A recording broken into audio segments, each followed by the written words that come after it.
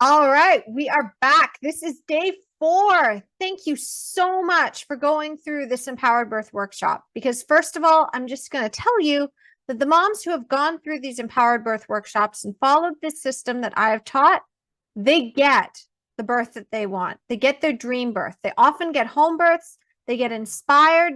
They get their VBAC, even when they weren't automatically planning a VBAC, when they thought that they had to have a cesarean, and they've completely pivoted and change direction, just learning what I've been teaching inside these Empowered Birth workshops. So the fact that you've actually stuck it out, that you created your birth plan, you went through, you did the hard work, you found out all of those fears, those doubts, those things that you don't want in your birth plan. Then on day 2, you wrote out your ideal scenarios of what you would really like instead. And then on day 3, you created your map. You decided what you want, yes, what's neutral, what's like you need to have a bit more information before you make a decision, and what's an absolute hard no. Now that you have that, guess what? Here's the fun part. This is why I say that you need to create your birth plan first, because a lot of moms, they wait until the end of their pregnancy to create their birth plan. And every time they do this, I wince. I cringe. I'm like, oh no, you're 38 weeks and you're already just now thinking about your birth plan.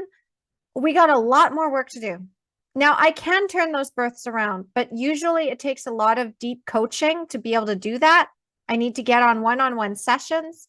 That's not accessible to everyone. And then in addition to that, I still can't guarantee that birth is going to go that way, because the people who usually wait until the last minute to create their birth plans are also making 5 very critical mistakes that are not allowing them to optimize their birth plan the way it needs to be.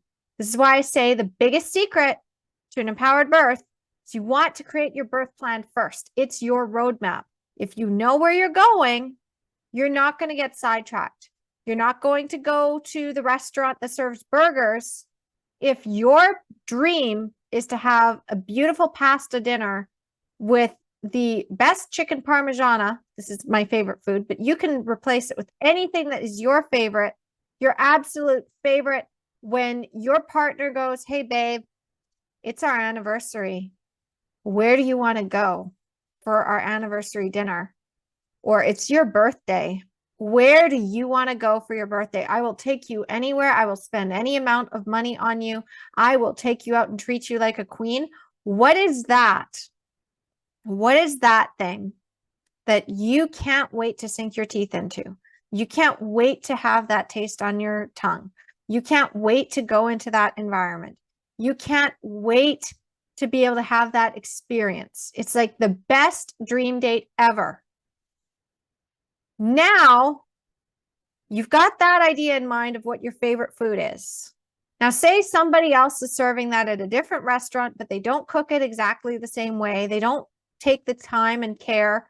Maybe it's a different environment. Maybe it's more fast-paced, and you like the nice sensual ambiance of a beautiful restaurant with the candles, but this place is all bright lights, and it's definitely a family restaurant where there are kids screaming everywhere, and they serve mostly burgers and fries. They do have your menu option. They do have it. However, it is not what you can get at that other restaurant, the one that you love to go to, the one that when your partner said, hey, babe, you've been working really hard. I love you so much, and I want to take you to your favorite place. You know what that is. You know what that does. You know what it is, too. You know exactly what it is. That is the one when you're like, baby, I love you so much. You're the best. And chances are, if you're pregnant, that might have even been how you got pregnant in the first place, is that he took you out to that restaurant. You decided, let's make a baby tonight. You are the one that I want to have a baby with. You are the one I want to spend the rest of my life with, because you just spoke my dreams to me. You just gave me exactly what I want. So this is what you're doing with your birth, is that you are going for the ideal birth scenario. You are going for your dream birth. You are not going for the let's see what happens. We're not doing that. Okay. We're not doing the let's see what happens. We're not doing the I'm going to try to get a natural birth, but we'll see what happens. When you're going for your ideal empowered birth, you want your ideal birth plan first. So this is your roadmap. That's why I told you to do the yes column, neutral, and red line in the sand. Not doing it unless it's a life or death situation. The reason you want to do that is because your ideal birth plan is all in the yes column. The thing is, though, is that we're not done, because now that you have your birth plan, here is the next secret of the empowered birth system. You take that birth plan and you use it to apply to all 5 pillars of empowered birth. When you have all 5 of these optimized, which I talk about in my book, Your Empowered Birth, which you can get on my website, empoweringmomsbirth.com, what you're going to learn is exactly the how of what you're going to get in your birth. So oftentimes, when you're trying to create your birth plan using the typical templates and you're writing all the no's, no, I don't want this, no, I don't want that, you don't have the how. You have no idea how this is going to work. And then if you make the other mistake of taking your birth plan to your care provider at the end of pregnancy, and suddenly they are looking at your birth plan and they're crossing things off and they're saying, this is policy, this we are not comfortable with you saying no to, this you're going to have to compromise on. Now you're fighting, begging, compromising. How do I get my care provider to listen to me and agree to what I want? Wrong question. Wrong question. Okay.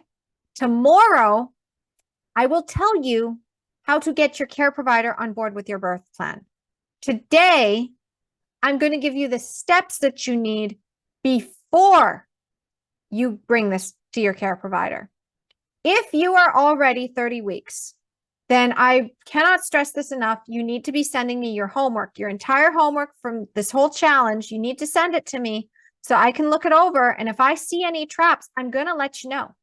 I'm going to tell you exactly where you are falling into a trap so you can get out of it fast. Because the longer you wait, if you wait until you're 37, 38, 39 weeks, and you send it to me at the last possible minute before you give it to your care provider, this is not going to work for you. Okay? This is not going to work. You can't do that.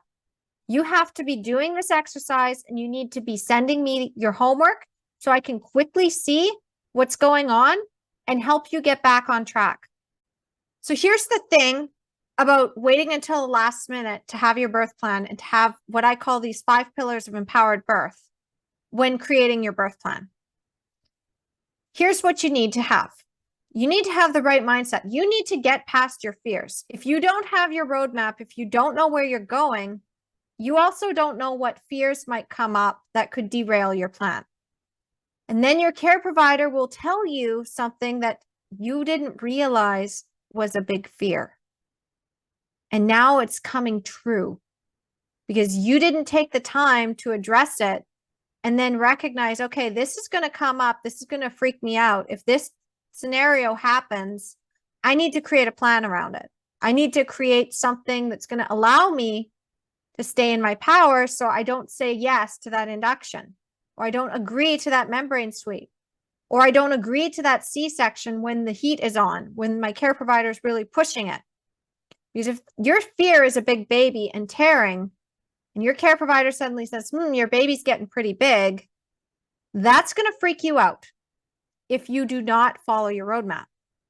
The next thing is that if you find out that you want a certain kind of birth, but the education is not going to help you get that because you're going with mainstream childbirth education and it's talking about labor stages, which don't work, by the way, talking about dilation, which again does not work, by the way, talking about how to handle pain, maybe might work, but if you don't actually know how to work with your body's unique natural process, and you don't know what else might come up for you, maybe you have diabetes, maybe you are older, maybe you've had previous C-sections, maybe you happen to be a 42-week mama and you need to be really aware of what that stillbirth rate is. So when your doctor says to you at 41 weeks, well, if you go overdue, your baby is likely to be stillborn. That's why you've always had to be induced, is because if you don't induce,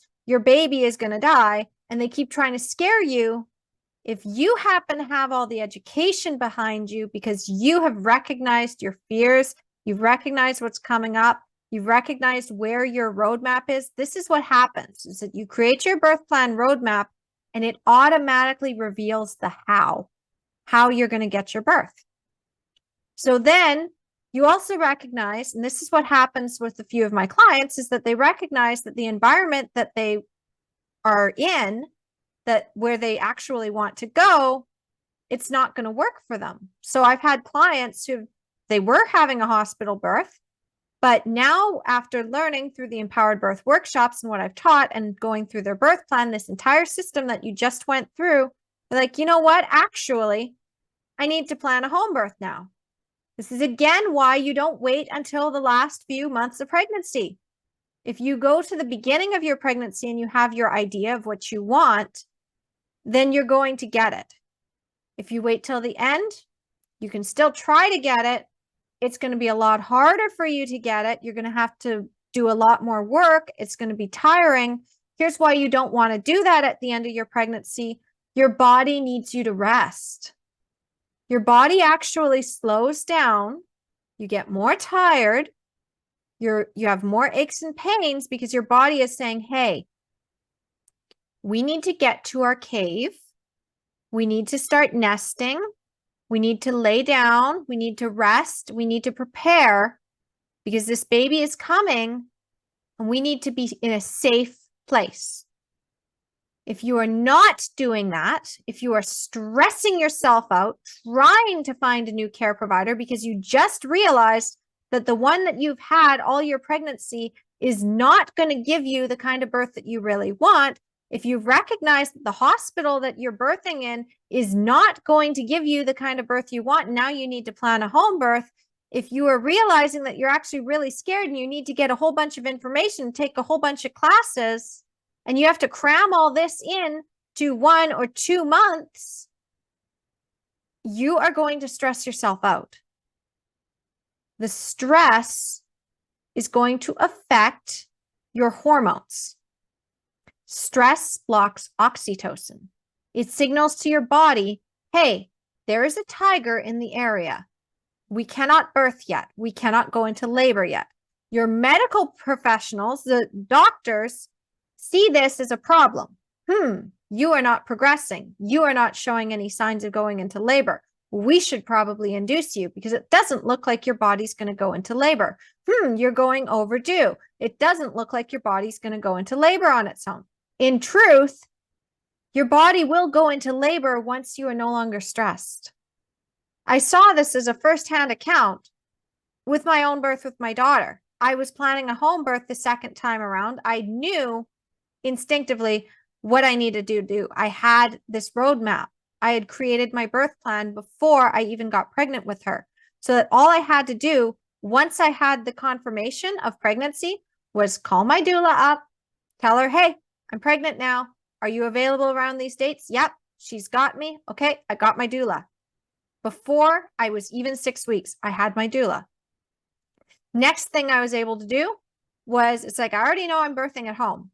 So there is no point in me interviewing any OB practices or doctor practices. Obviously, I'm not going to do that. I'm only going to be looking for midwives. And in the rare chance that I can't get a midwife, well, I guess I'm having a wild pregnancy because there's no way in hell I'm going with the doctor. Like, that was how determined I was. But it's like, I'm getting a midwife. And I interviewed 3 midwife practices. The third one is the one I chose. This is what you have to do, and I'll tell you more about that tomorrow. But the first thing you need to do is you need to recognize what fears are going to come up. Then you need to recognize what education you need. For Jenny had chronic high blood pressure. She had had preeclampsia with her previous pregnancy. She had had signs of preeclampsia, and that's why she was getting induced as well, and her induction was hell. So what Jenny needed was, she needed to know all the information about induction, first of all. First of all, she wanted to know it so that she could understand what had happened to her the first time. The next thing that she needed to know is, well, she's got chronic high blood pressure. She's probably going to need to get some more education around managing her chronic high blood pressure, which she did. When she developed gestational diabetes, she actually took an additional course. She bought a course from someone who specializes with gestational diabetes. Because when Jenny went to the diabetes clinic, she asked the nurse, how many of your clients go on insulin? She said, about 50% go on insulin. Jenny said, I'm not going to be part of that 50% who go on insulin. I'm going to be part of the 50% who don't. And so she was really determined to do that, and she took the additional information. So if you have issues that come up in your family, you're going to also be like, how do I make it likely so that these things do not derail my birth? And how am I going to make my plan so that if I do have this complication come up, it doesn't take away the entire birth plan? I can work around it. The more prepared you are, the better off you're going to be, because maybe you do go overdue. Well, what's your plan? If you don't have a plan for going overdue, if all you're thinking is, I'm not going to go overdue, I'm going to have my baby by 38 weeks, guess what? That's not how it works. Your baby might throw you a curveball. What if your baby is breech? Because you know that can happen. Your baby can decide that they're going to stay stubbornly breech and they are not going to turn. Well, the medical system will say it's an automatic C-section, but this is a cesarean trap, and you can check more about that on my YouTube channel about cesarean traps, but you don't actually have to have a cesarean for a breech baby. Maybe you suddenly find out at your 8-week appointment that you're having twins. Suddenly your care provider is saying, oh, this is a high-risk pregnancy and we have to do all this, and all these extra tests. You know what? You actually don't have to. You can choose not to. You can be like, you know what? If I have twins, this is my plan. This is also what you can do if your baby has a chromosomal abnormality, or if something comes up on the ultrasound, or any number of complications that you might be worried about. If you have a backup plan for that, then in the unlikely situation, because this is like a could, might, possibly, maybe happen, but if it does, you're not going to be too afraid to act. You will have your plan. This is again why the roadmap is so important. Having your empowered birth plan as a roadmap allows you to not be afraid, to have the confidence to say no, to have the confidence to ask for what you really want, to have the confidence to go out and seek the right information, not go and bombard yourself with a bunch of books and videos and try to learn birth as a crash course. Now, I myself, I have a lot of books. You can see them all behind me. And yes, I read them all. I have blogs. I have over 900 resources inside of an Empowered Birth library that was just mine. And it's a whole bunch of links to different articles. And it's like a database of information. And I'm constantly out in the birth community. But that's because birth is kind of my job. It's my life. So if you're looking for information, all you have to do is send me a message, Carly@empoweringmomsbirth.com. If you want to know if anybody's had a vaginal birth after 3 cesareans at home, come to me. If you want to know if somebody's had a vaginal birth after cesarean with twins, again, you can just ask me the questions. If there's any unlikely scenario that's scaring you and you want to know if it's possible to have a natural birth, I guarantee you, I have a resource I can give you, but I can't give it to you if you do not give me your homework or you do not reach out to me. I can only help you as much as you help yourself. And make sure you come to the Natural Birth Blueprint Masterclass. You have an invite. So all you have to do is find that email and go get it. Like Rebecca actually came in late. She came in on day 3. She caught up. She wrote her birth plan. She sent it to me. I looked it over. I said, Rebecca, let's get on a call. Let's talk about this. I asked her point blank. It's like, do you even want any of this stuff on your plan in the first place? Like, if this was your ideal birth, is this what you want? She said, no, my ideal birth is to birth at home, but I don't think I can do that. I'm trying to go for a VBAC after 2 C-sections And this is probably the only thing that they're going to let me do. And that is when I helped her recognize that her body would already do it. She was able to get past her fear. Within 3 months of working with me, she was very, very confident in giving birth. She was excited. She was waiting for labor to start. As soon as it did, she called me. I was her virtual doula as well as her coach. So I was helping her with that. I had also trained her partner so that he was the one that was catching their son. And they had this amazing transformative home birth after 2 cesareans that never would have happened if she hadn't gone through and done what I'm telling you to do with these exercises with this empowered birth workshop. So again, you can actually get the birth you want without having to fight, beg, compromise, no giving up, no giving in, no leaving your dignity at the door, and no crumbling under the pressure. So here's the other thing though. If you do not do what I'm saying, if you do not follow this, if you stop here, you don't come tomorrow, you're not going to get the whole system, okay? Because there's 5 pillars, not 3. So the first 3, your homework today is to take out your birth plan, and then I want you to have 3 columns written in your notebook or on your pieces of paper as follows. Fears and limitations I think I have, where if I try to go for this ideal birth, these are the things that I'm like, yeah, but that's probably not going to happen. Oh, what if this happens? So when you're reading your ideal birth plan and imagining it in your head, if I tapped you on the head and said, guess what? I have this magic wand. I'm tapping you on the head and you're going to get that birth. What fears are going to automatically come up around that? Write those down. Okay. Next thing, as you're going through your ideal birth plan again and your neutral plan, you need to look at what information, what education might I need in addition to what I'm already learning about physiological birth. Maybe gestational diabetes, chronic high blood pressure, if you have diabetes, if you've had previous C-sections, if you have a higher body mass index, anything that you think you might need. If you're thinking of doing hypnobirthing, you need to also know, okay, I need to have hypnobirthing on here.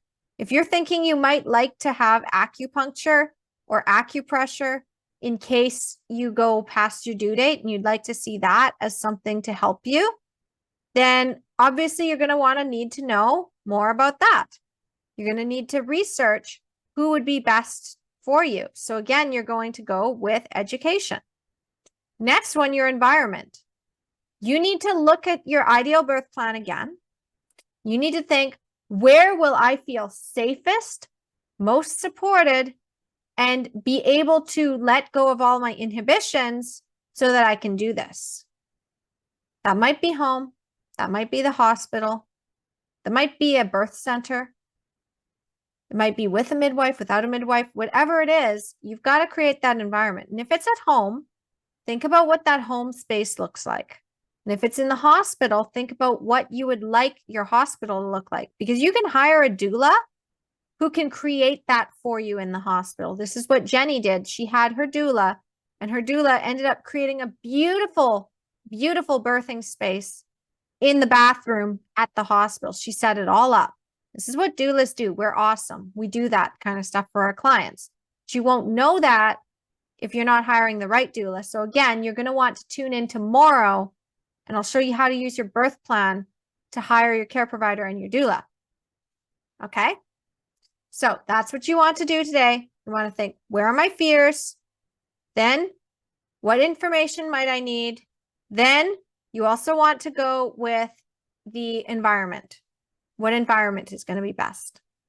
And I will see you tomorrow. Bye.